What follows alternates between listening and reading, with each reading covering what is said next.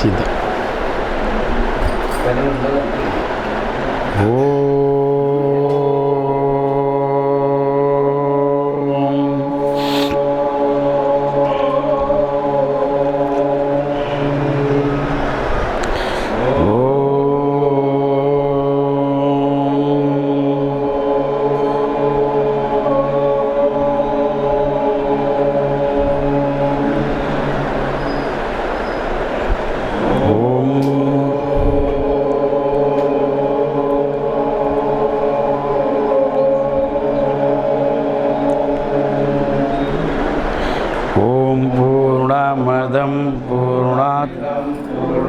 पूर्णमुदच्यते पूर्णस्य पूर्णमादाय पूर्णमेवावशिष्यते। ओम शांति शांति शांति। ओम गुरुर्ब्रह्मा गुरुर्विष्णु गुरुर्देवो महेश्वरः गुरु साक्षात् परब्रह्म तस्मै श्री गुरवे नमः। ओम चिदंबरमहादेशं सत्यारूढयतेश्वरं शिष्यप्रशिष्यरूपेण बोधकं गुरुमाश्रयम्। यदङ्घ्रिकमलद्वन्द्वं तापत्रयनिवारणं शान्तैकपदं देवं सिद्धारूढमहं भजे सिद्धारूढमहं भजे। सिद्धसद्गुरु ते दिव्यस्तवै वेदै साङ्गै पदक्रमोपनिषद गायन्ति यं सामगाः ध्यान अवस्थिततेन मानसः यशान्तं नाविदुस्रास्रगणा देवाय तस्मै नमः देवाय तस्मै नमः। तो एक साथ बोलना अच्छा। हाँ, आरूढ़ ज्योति जगत ज्योति जगदगुरु सिद्धार्थ स्वामी जी को अभिवंदन करते हुए प्रातः स्मरणीय श्रद्धेय वंदे आदरणीय सद्गुरु भीमाशंकर स्वामी जी को तत्स्वरूपी भगवतान सरस्वती महास्वामी जी को अभिवंदन करते हुए परमात्मा स्वरूप गण फोन बंद अंदर ये हनुमंत ఇక్కడ రాదు మాట్లాడకు నేను మాట్లాడతాను ఇచ్చిన ఆనే కానీ అట్లా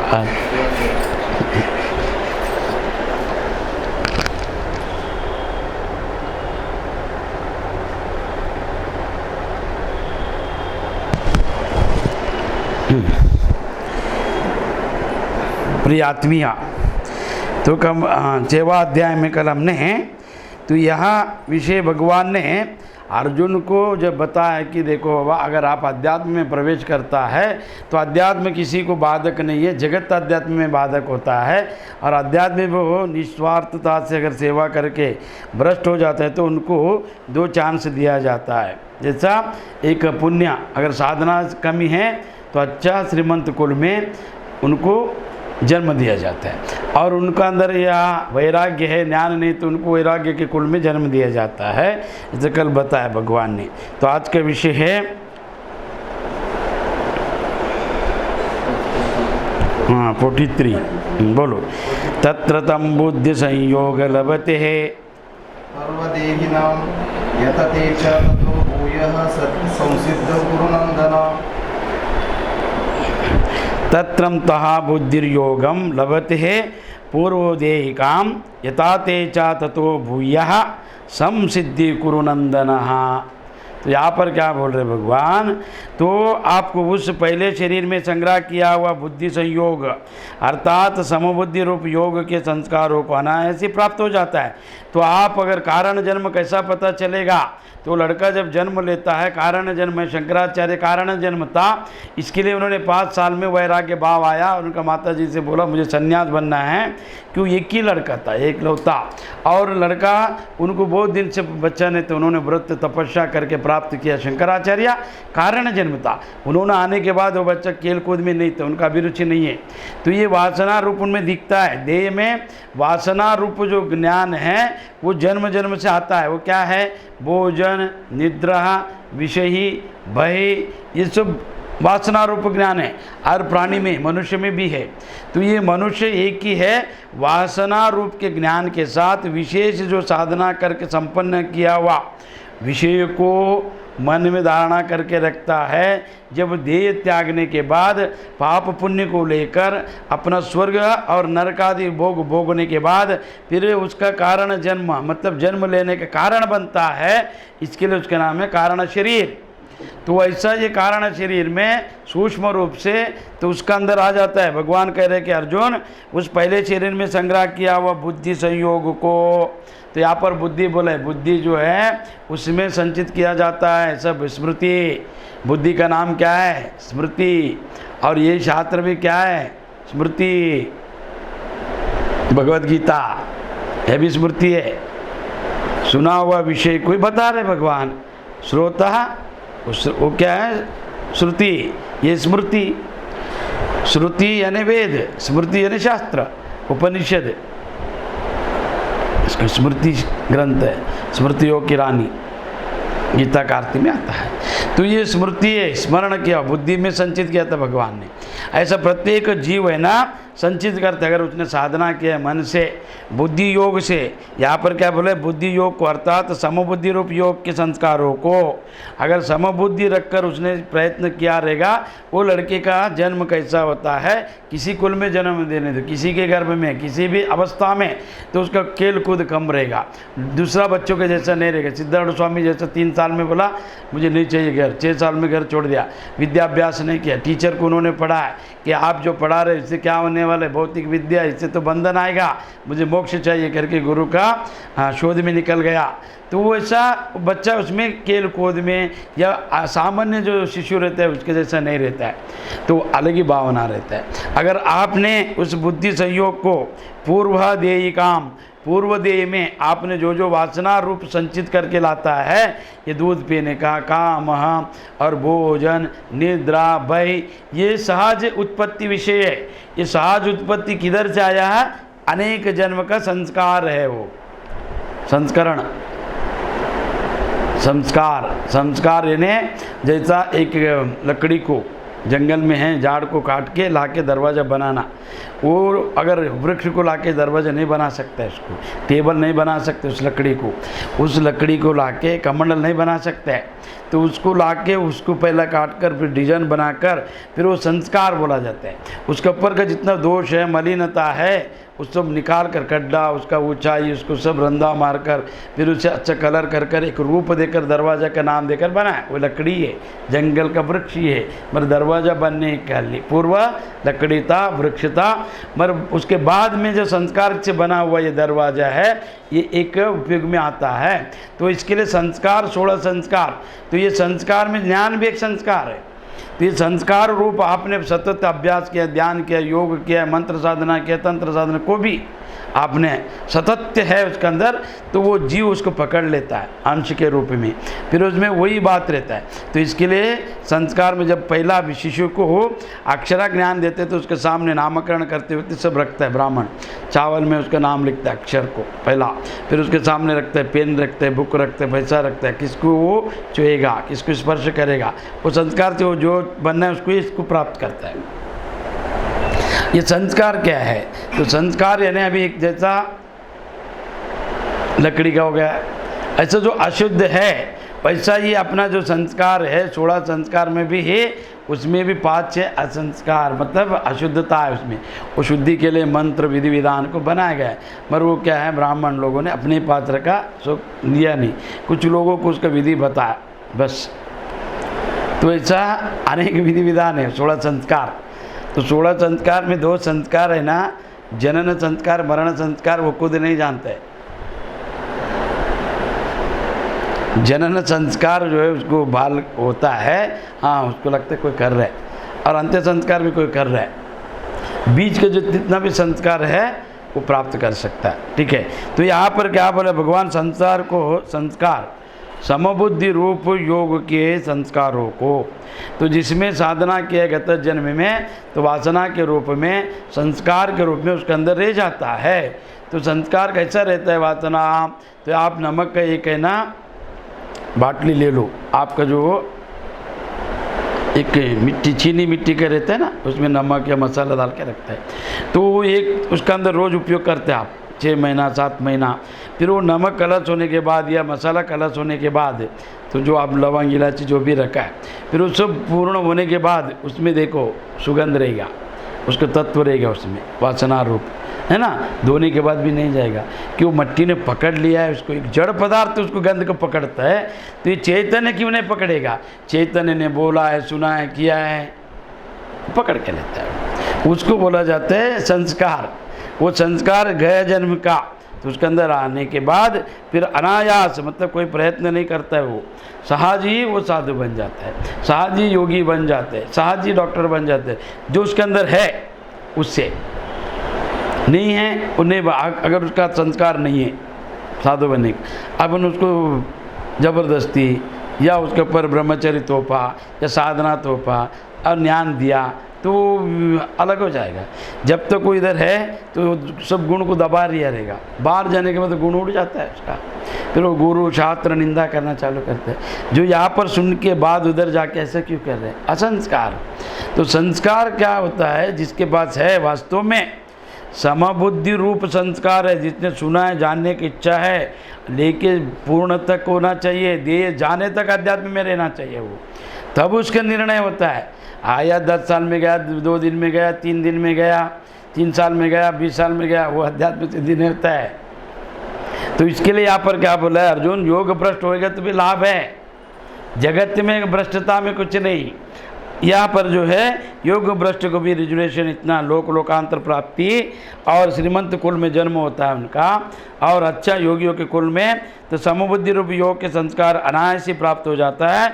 और ये कुरुनंदन, कुरुवंश का नंदन, कुरुवंश का नंदना, आनंदना, नंदन का अर्थ क्या है? जो पैदा होने के बाद आनंद होते हैं, पुत्र होने के बाद आनंद होते हैं ना उनको, तो ऐसा उनका वंश चलाने वाला कुरुनंदन, कुरुवंश का अधिपति, कुरुवंश का संबंधी, इसके लिए कुरुनंदना। इसके प्रभाव से वह फिर परमात्मा की प्राप्ति रूप सिद्धि के लिए पहले से भी बढ़कर प्रयत्न करता है। पहला उसको जो छूट गया था साधना, क्या कोई उसके पास आसन नहीं था, या सुविधा नहीं था, योग्यता नहीं था, अनुकूलता नहीं था, ना, तो प्रतिकूल नहीं, उसको प्रतिकूलता अनुकूलता नहीं था, तो कोई व्यवस्था नहीं था, तो उसको साधना में विघ्न आया। हाँ, कोई अपमान किया, कोई निंदा किया, कोई ऐसा कीर्ति, तो सब छोड़कर फिर से ज़्यादा प्रयत्न करेगा परमात्मा प्राप्ति के लिए, फिर इसको कोई नहीं रुका सकता है। तो ये अर्जुन प्राप्ति रूप सिद्धि के लिए पहले से भी बढ़कर प्रयत्न करता है।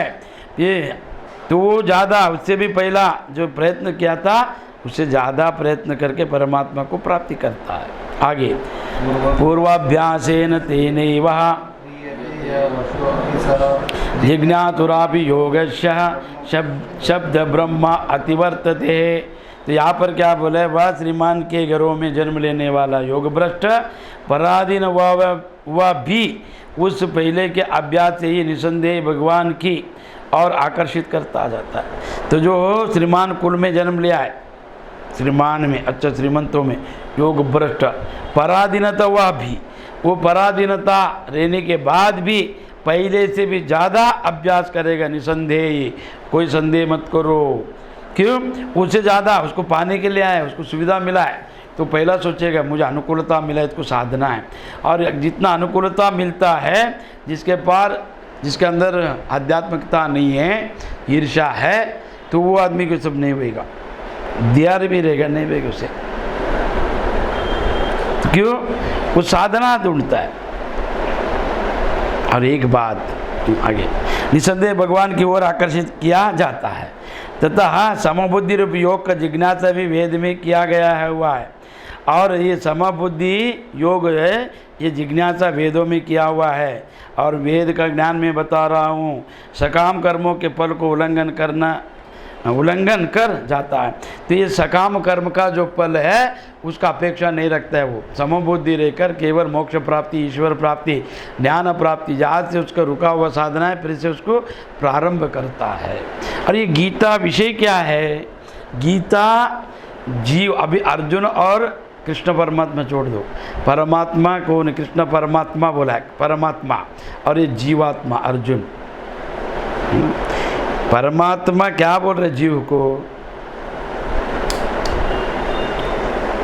को जीव पूछ रहे मैं कौन हूँ, मैं क्यों मरता हूँ, यही प्रश्न है ना। मारना, तू मरता नहीं, तू अमर है, ऐसे बोल दिया, तू मेरा अंश है।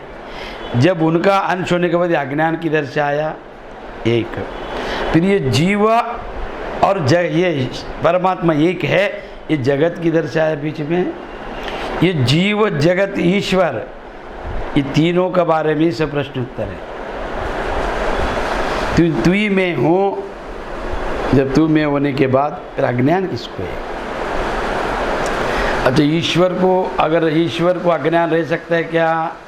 नहीं, ईश्वर में कोई अज्ञान नहीं, कोई कामना नहीं, निर्गुण है, निराकार है, अकर्ता भोक्ता है। ये जीव में इतना झंझट क्यों? अपने को उसने जीवात्मा माना है, परमात्मा का अंश नहीं माना है। उसने मैं देय हूँ, तो उसको जानना है, जीवात्मा को, परमात्मा बनने के लिए। परमात्मा बता रहे तो परमात्मा है, पर जीवात्मा नहीं मान रहे। ये जितना संशय का कारण क्या है? जीवात्मा नहीं मान रहे।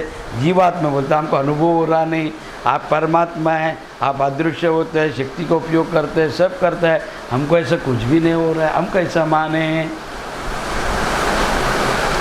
वस्तु से सिद्ध है, बुद्धि सिद्ध नहीं है। परमात्मा है, आपने बोला, मैं मान लिया, मगर अनुभव में नहीं आ रहे। अनुभव में आना चाहिए ना, तो अनुभव क्यों नहीं हो रहा है? अनुभव इसलिए नहीं हो रहा है, मान रहा नहीं हूँ। जानने का प्रयत्न है, उसका मानना नहीं है इसे। जब तक जाना नहीं तो उसका मानना व्यर्थ है। अगर उसने रस्सी को देखा है, सांप समझा, रस्सी सांप बना नहीं है, सांप समझा उसने, सर्प समझा, सर्प का कल्पना किया, तो रस्सी पहले भी रस्सी है। सांप जब उसने कल्पना किया तो भी रस्सी है। सांप का जो कल्पना है, उन्होंने जो किया सृष्टि, वो नष्ट होने के बाद सर्प सृष्टि नष्ट हो गया, अज्ञान चला गया, तो भी रस्सी है ना। अच्छा, पर जिसको देखा है उसको रस्सी नहीं दिख रहा था, सांप दिख रहा है, उसके लिए वो मान रहा नहीं। जो जाना है बोलते वो रस्सी है, सांप नहीं है, वो परमात्मा है। ये रस्सी को सांप माना हुआ है, इसी ने माना है, वो रस्सी ही है, रस्सी रहेगा, रस्सी में कोई सांप आया नहीं है। तो सांप को लाया किसने? ये जगत के बीच में जीव ने। उसको अनुभव नहीं हो रहा, कारण क्या है? उसने लाया, सृष्टि बनाया उसने, फिर वो सृष्टि को बनाया, उसको जानने का कर्तव्य किसका है? उसी का है, ईश्वर का नहीं है। ईश्वर जानने का, भगवान को। ईश्वर को अगर जाना है तो वो ईश्वर ही नहीं है। तो ईश्वर कह रहा है परमात्मा जीवात्मा को, तो देव है, तो आत्मा है, तो परमात्मा है, पर ये जीवात्मा को अनुभव नहीं आ रहे। वस्तु सिद्ध है, सर्प है, वस्तु सिद्ध है, होगी, रस्सी है, पर सांप का कल्पना किया ना, बुद्धि सिद्ध नहीं। बुद्धि सिद्ध होने के लिए मैं जीवात्मा नहीं परमात्मा हूँ, ऐसा जब उसने जान लिया, मुक्त हो गया। ईश्वर, वो खुद को जानना है, ईश्वर में कोई जानना बिना नहीं है। तो इतना ज्ञान बता रहे भगवान कि तू परमात्मा है, परमात्मा है, तो मान रहा क्यों नहीं? कि जाना नहीं, संशय आ रहा है। तो ये अपना भ्रांति सीमा और भ्रांति, काम, क्रोध, लोभ, मोह, इतना जो है व्यवहार, वो व्यवहार के कारण उसमें अनुभव नहीं आ रहा, उसको ईश्वर का अनुभूति नहीं हो रहा। तो इसके लिए यहाँ पर क्या बोले? समबुद्धि रूपी योग को अगर तू साध लिया तो जिज्ञासा भी वेदों में कहा गया है, और मैं वेद का ज्ञान बता रहा हूँ। वेदों में कहा गया समबुद्धि रखकर अगर तू कर, ईश्वर प्राप्ति कर, सकाम कर्मों को, फल को उल्लंघन कर जा, और उसको छोड़ दे सकाम कर्म, वो बांधेगा। कर्म कर, फल अपेक्षा मत। आगे प्रयत्नेन तमानस्तु योगी संशुद्धि किल्मिषः अनेक जन्म संसिद्ध ततो याति परम गतिम। तो परंतु इतना पूर्वक अभ्यास करने वाला योगी तो पिछले अनेक जन्मों के संस्कार बल से इसी जन्म में संसिद्ध होकर संपूर्ण पापों से रहित हो जाता है। तो जो अनेक जन्म का जो प्रयत्न करता है ना, अभ्यास करने वाला योगी, इस जन्म में आकर जैसे कारणा जन्म शंकराचार्य, सिद्धारूढ़ा जी, अनेक महात्मा, अनेक संत, भारत भूमि में अनेक संत हुआ है और वो भी गिना चुना है। देखो कितना भी गिनो तो जो आपको अगर मुक्त हुआ आत्मा 100 या 150 200 दिखेगा, ज़्यादा नहीं। और जनसंख्या कितने हैं? करोड़ों में है। अब मुक्त प्राणी कितने हैं? गिनने जैसा है। शंकराचार्य, माधवा, रामानुज, वल्लभाचार्य, अब कितना महात्मा लोग है, तो बना नहीं, नाम रखा, नाम लिया उन्होंने, बना तो जाना ही नहीं उन्होंने।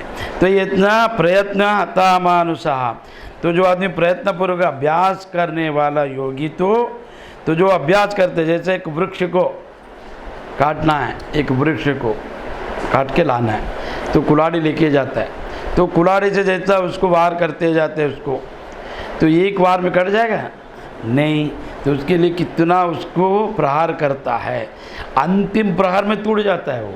तो इतना जो प्रहार किया हुआ है उसको सहयोग हो गया, मदद हो गया उसको तोड़ने के लिए, वृक्ष को तोड़ने के लिए।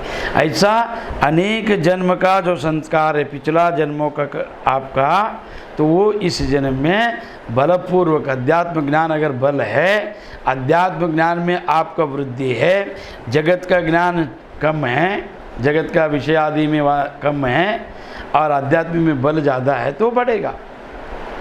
पर अभी देखा जाए तो आध्यात्मिक बल कम और व्यवहारिक ज़्यादा है तो नहीं बढ़ेगा, उसमें मोक्ष का कोई चिन्ह नहीं दिखता है, कोई चिन्ह नहीं दिखता है। और एक याद रखो, संसार का विषय ने एक एक वस्तु, एक घर हो, गाड़ी हो, बंगला, किसी को स्त्री पुत्र आदि, वो मिलने के बाद वो जाने वाला शरीर सब जाने वाला है, सबको पता है, सब छूटने वाला है, एक दिन मरना है, सबको पता है। वो वेदांत पढ़ने की जरूरत नहीं है, उसको डॉक्टरी बनना है ऐसा कुछ नहीं, जन्म लिया मरता है सब देखता है ना, तो स्मशान जाके छोड़ के आता, वो मरा ऐसा लगता है, सब मरने वाला है, ठीक है। तो इतना देय आया है जाने के लिए, इतना मालूम होने के बाद, और ये रोगवान है, इसको ज़्यादा अति करने से रोग आएगा, बुद्धि भ्रष्ट होएगा, भ्रमित होएगा या मेंटल होएगा, पागल होएगा, ये सब मालूम होने के बाद भी एक ही विषय में इतना इतना मोह रहता है और वो मोह दिखता है। एक लड़का एक स्त्री के लिए पागल होने के बाद उसका 24 घंटा ध्यान, उसका ये मनन श्रवण निधिध्यास ऐसा करते रहता है, उसको मालूम है वो नाचवन शरीर है, ये जितना प्रयत्न कर रहा व्यर्थ है और एक दिन छूटने वाला है। इतना पता रहने के बाद भी उसके लिए व्याकुलता होता है, उसके लिए वो हर चीज़ को झेलने को तैयार रहता है। तो ये जाने वाला विषय के लिए इतने व्याकुलता है। परमानंद प्राप्ति के लिए कितना लोग व्याकुल हुआ है, व्याकुलता है। अगर उसका पत्नी बोले जा मत, क्या है गुरु बराबर नहीं है, कोई आएगा नहीं, बोल दिया तो कौन व्याकुल है। क्षणिक विषय और वो नाशवान होने वाला पदार्थ को सबको प्राप्ति करने का इच्छा से कितना प्रयत्न करता है। 3 ध्येय को लेकर, 3 जीव को, 3 अवस्था को पूरा प्रयत्न करके प्राप्त करता है। ऐसा जब व्याकुलता जिसको रहेगा, एक क्षणिक विषय सब जाने वाला है, जगत का विषय कितने प्राप्ति करो, तो भक्ति भी आना चाहिए उसे, सर्वस्व को त्याग के ईश्वर प्राप्ति में जिसका आस्था है उसको मोक्ष संभव है। तो इसके लिए यह क्या बोला, अनेक जन्म का अभ्यास प्रयत्न पूर्व से, अनेक जन्मों का संस्कार बल से इसी जन्म में, और वो इसी जन्म में फिर वो पाप रहित होकर तत्कालीय परम गति को प्राप्त हो जाता है, मोक्ष प्राप्त करता है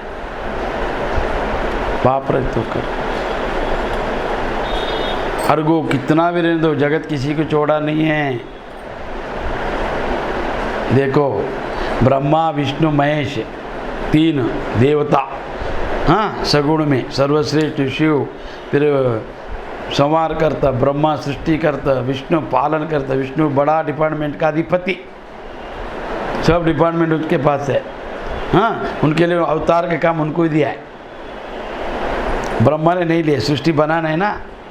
और शिव जी बोला मुझे सब नहीं अच्छा लगता, वो जन्मों फिर वो लीला करो, वो उसका भागो, ये भाग, वो सब नहीं लेते। शिव जी बोला मेरे को नहीं चाहिए, तो विष्णु जी को दिया सब अवतार जितना उनको ज़्यादा। तो ब्रह्मा विष्णु महेश और नारद, संचारी संत नारद, मोक्ष देने वाला और सत्य को बाहर लाने वाला, सत्य का प्रदर्शन करने वाला, असत्य का प्रति आस्था, वो नारद, भक्ति उत्पत्ति करने वाला। नारद चुगलीखोर नहीं, वो ब्रह्मज्ञानी। अभी का चुगलीखोर जो चुगली लगाए ना नष्ट हो जाते हैं, और उनका जो बताने का मार्ग उद्धार हो जाता है। इसके लिए भक्ति का आचार्य बोला है उनको, नारदा भक्ति सूत्र है, अथा तो भक्ति जिज्ञासा। तो उन्होंने भक्ति के ऊपर वर्णन किए, सर्वस्व को अर्पण करके विष्णु को नाम स्मरण करने वाला संचारी संत, 24 घंटा नारायण नारायण बोलने वाला, ऐसा। तो उन्होंने क्या किया, ब्रह्मा विष्णु महेश के जो पत्नी हैं उनको त्रिदेवी को देखा और बोला इनके अंदर क्या है, देखेगा ये अभिमान है कि इनके अंदर क्या नहीं है। तो उन्होंने अनुसुईया देवी का स्तुति किया, बोला भूलोक में अनुसुईया देवी मालूम है कितना शक्तिवान है, कितना पवित्र है, कितना पतिव्रत है, वो जो बोलोगे तो होता है, मालूम है तुम्हारे पास क्या है, तुम कुछ भी नहीं है बोला। उनको क्रोध आया, ऐसा कैसे हो सकता है, देखेगा उन लोग, छोड़ेगा ना, हम लोग से बड़ा कोई बन सकता है। तो ब्रह्मा विष्णु को बुलाया, देखो हम लोग से कोई बड़ा बन रहा है, वो औरत है, हमारे नीचे रहने का, भूलोक में ना, तो हमारा तपस्या करता है और इतना बड़ा कैसे बनेगा, वो चमत्कार करता है। तो 3 देवों को बोला जाओ उनसे ना हरा क्या भंग करो उनको पतिव्रता को। तो त्रिदेव आकर उनको क्या बोला, हमको अन्न दो, भिक्षा दो। उन्होंने बोला ठीक है देगा। तो उन्होंने एक हट रखा कि दिगंबर होकर हमको भोजन दो, बोला देगा। छोटा बना दिया, बच्चा बना के फिर उनको दूध पिला के उसमें डाल दिया पालना में, हाँ शक्ति दिखा।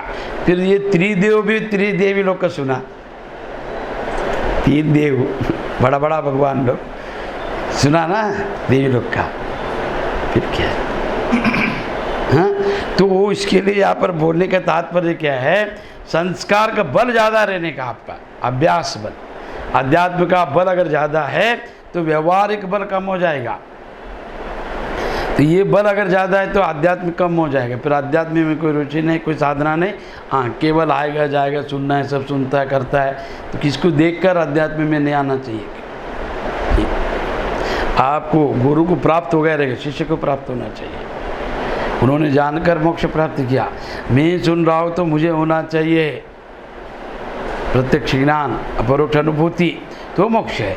तो वो प्रयत्न करना चाहिए, अनेक जन्म का संस्कार से ही संपूर्ण पापों से रहित होकर तत्काल ही परम गति को प्राप्त हो जाता है इस जन्म में। तो इसके लागे तपस्वीभ्यो अधिको योगी है,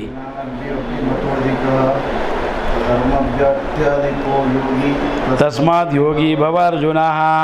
तो यहाँ पर योगी का श्रेणी बताया, योगी तपस्वियों से श्रेष्ठ है कि वो सम्यक बुद्धि रहते हैं, समत्व बुद्धि, हाँ तो इसलिए श्रेष्ठ है। शास्त्र ज्ञानियों से भी श्रेष्ठ माना गया है, और सकाम कर्म करने वाला भी योगी श्रेष्ठ है।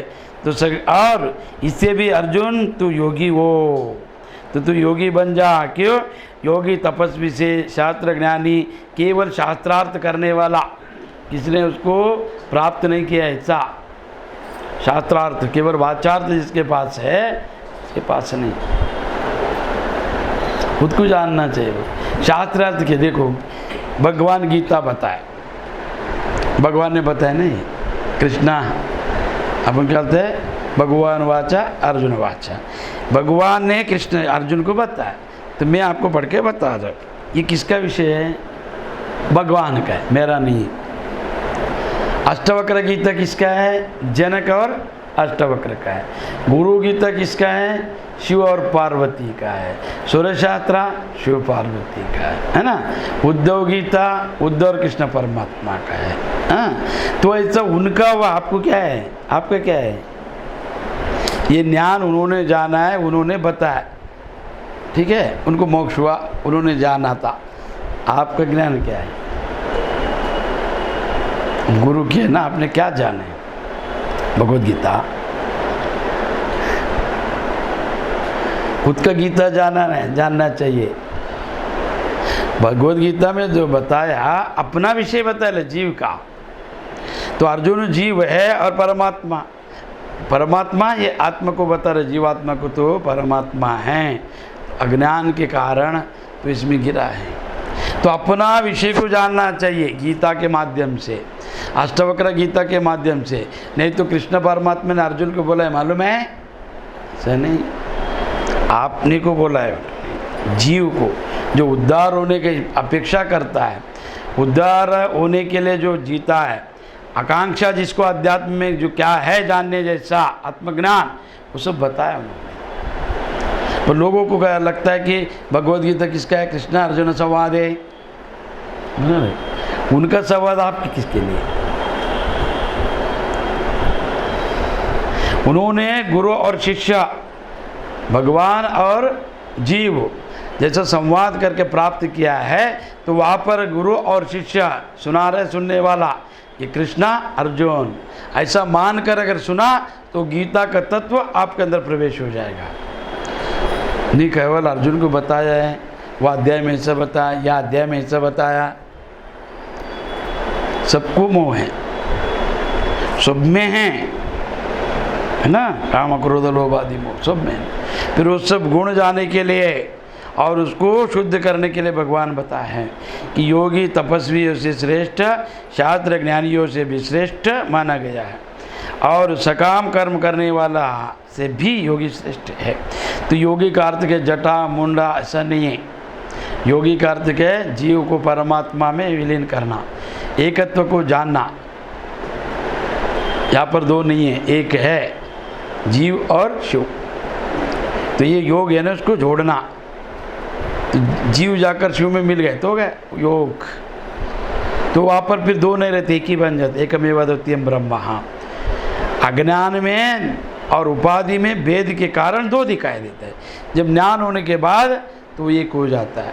जैसे रस्सी में सर्प देखा आपने, जब सर्प का रस्सी का बोध होने के बाद सर्प नहीं रह जाता है, तो वैसा ही आत्मा का ज्ञान होने के बाद जीव नहीं रह जाता है,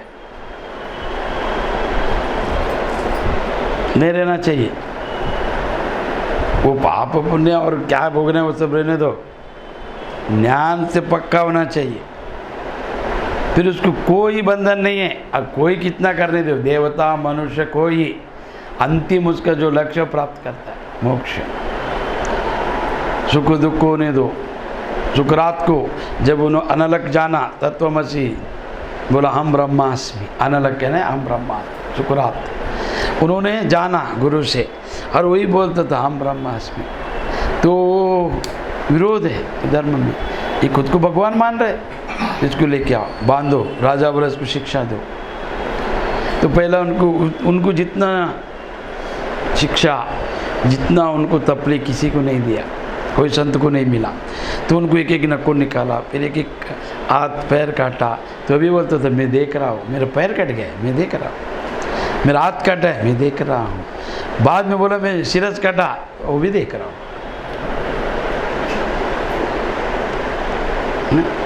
वो जानने वाला है, वो आत्मा, और उसको वो चैतन्यवान है, प्रज्ञावान, प्रज्ञानम ब्रह्म। ये विषय जो है मन बुद्धि से परे है वेदांत। आपको मन बुद्धि से हटकर सोचकर देखना चाहिए, याद रखो। तो इसके लिए तो आगे बोला है जैसा योगी नामापि सर्वेशः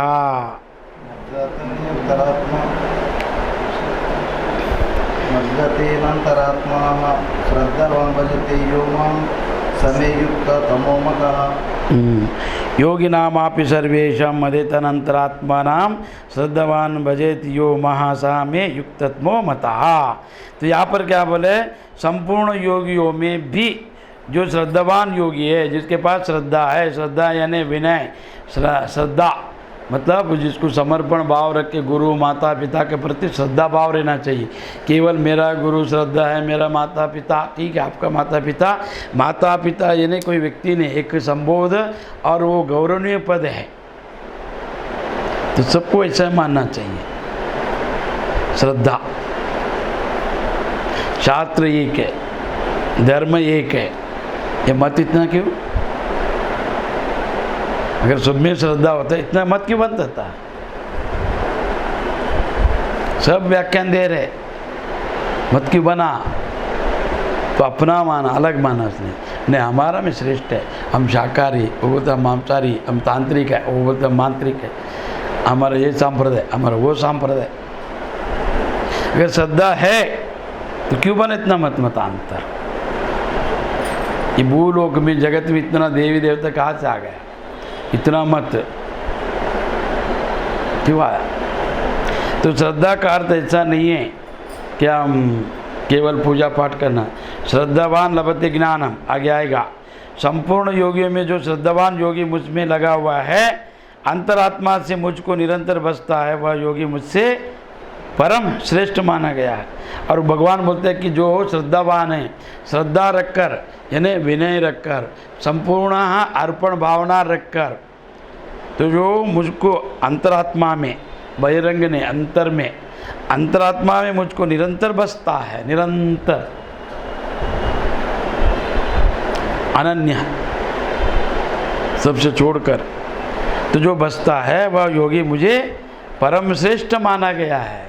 तो वो भगवान बोल रहे कि वो योगी मुझे परम श्रेष्ठ लगता है, जो निरंतर बसता है। ऐसा तो योगी बन। तो योगी यानी तपस्या, योगी यानी क्रिया और धर्मनिष्ठा, कर्मनिष्ठा, ऐसा रखकर जो चलता है वो श्रेष्ठ है। ऐसा भगवान 6वां अध्याय में क्या है? आत्मसंयमा योग।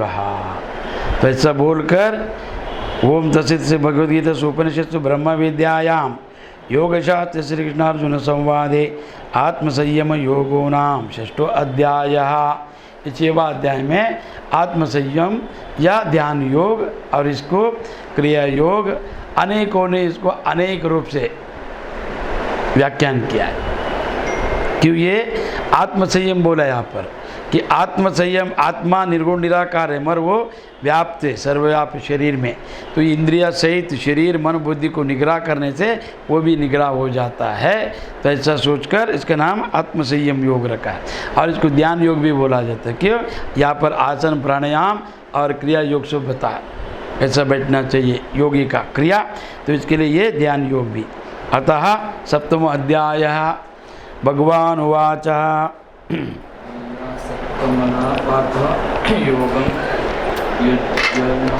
मया सक्तमना पार्थ योगं जन्मदाश्रयः असंशयं समग्रं मां योगायन्ति तत्कृणु।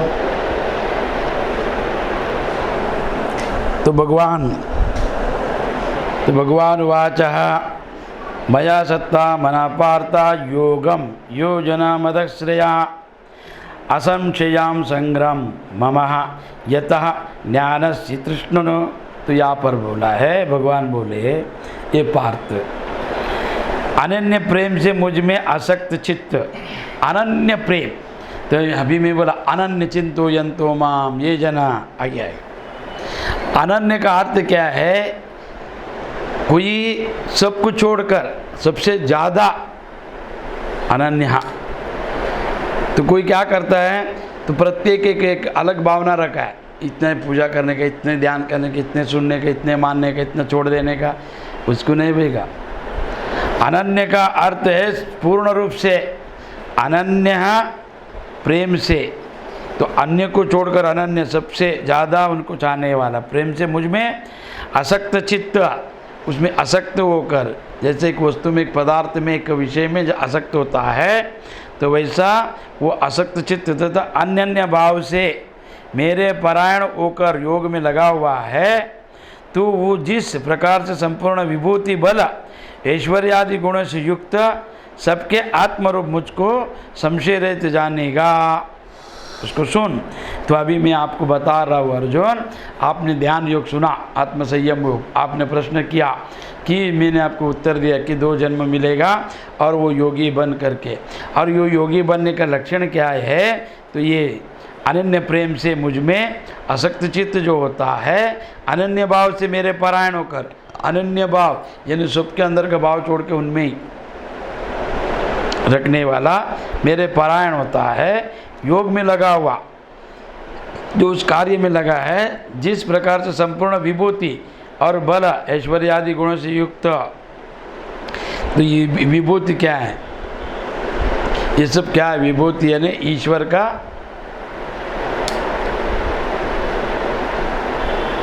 विभूति का अर्थ क्या? विभूति और बल ऐश्वर्य आदि। ऐश्वर्य यानी ईश्वर, ईश्वरीय ऐश्वर्य, ईशवाच विदम सर्वम, ये सब ईश्वर का है। तो ऐश्वर्य किसका हुआ? बैंक में पैसा है वो किसका है?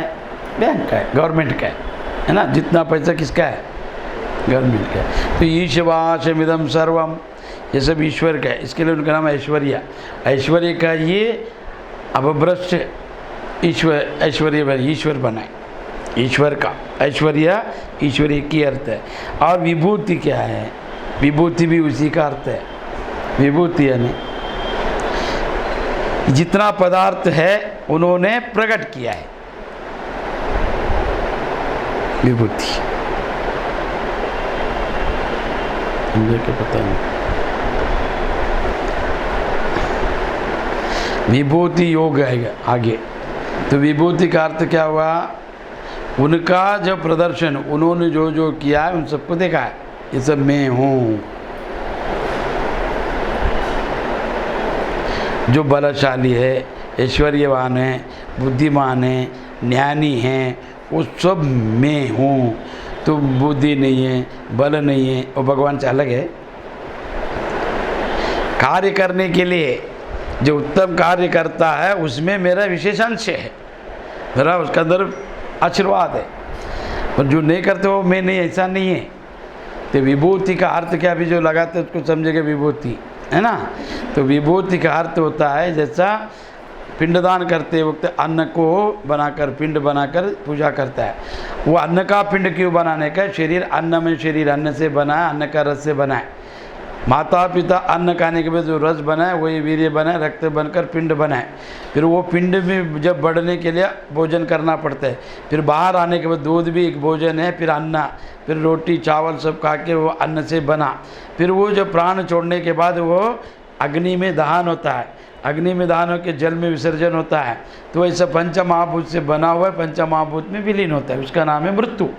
पर ये बना किससे? अन्न का रस से। तो इसके लिए अन्न को पिंड बनाकर दिया जाता है एक।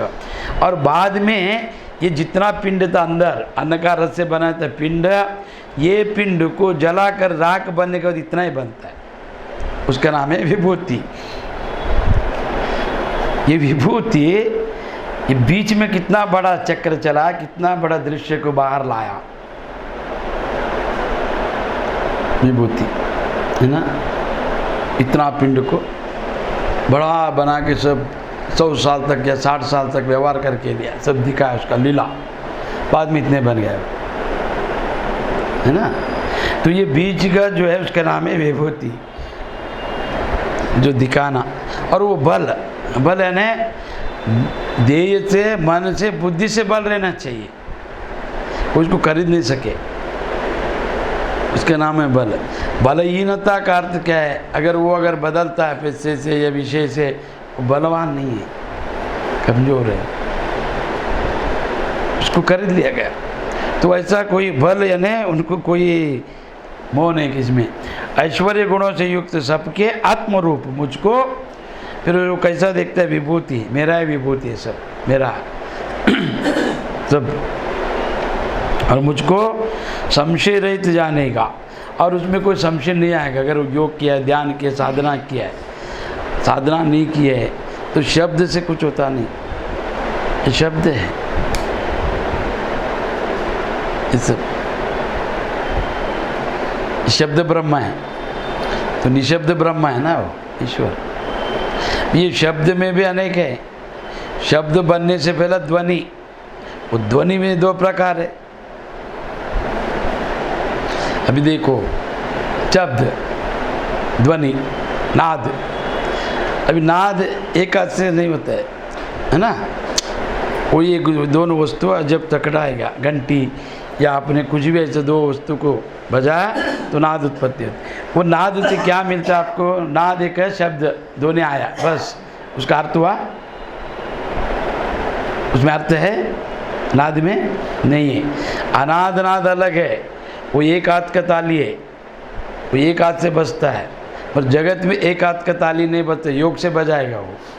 योग में ध्यान में अनाद नाद है वो, हाँ, तो उससे दशनाद सुनाई देता है, उसका नाम है अनाथ नाद है। मगर मैं शब्द का बारे में बोल रहा हूँ, ये जो नाद है बया करेगा, आपको भय प्रतीत करेगा। बड़ा हवा आया, ये कुछ घर्षण से कुछ गिरा, धन शब्द आया, तो वो शब्द में काले नाद है, डरावना है, अर्थ नहीं है।